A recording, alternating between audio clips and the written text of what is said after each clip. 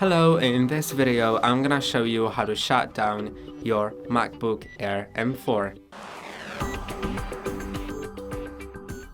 In order to shut it down, first I'm gonna explain something. I don't really shut down a MacBook on a daily basis.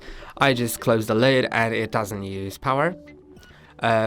So it's more convenient on MacBooks, honestly, but if you need it for some reason, then you can go to Apple logo and click on shutdown. Then you can select the option. This is a rare thing. I'm just gonna enter my administrator name and password I'm gonna relog in, because it shouldn't really show up because I don't have other users. So let's click on shutdown again. Okay, I'm gonna enter my name and password to my account, but this usually doesn't happen.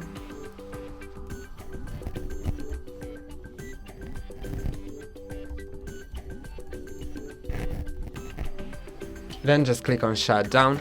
Most probably instead of that, it'll show you the checkbox to select whether or not you want to reopen the windows after turning laptop back on. It has restarted because it's connected to power source. If it's not, then it'll shut down, but if it's connected to a power source, you can't really shut it down. And yeah, MacBooks aren't really shut down anyway. Unless you really need it for some reason. And that's all for today. Don't forget to like and subscribe. See you next time.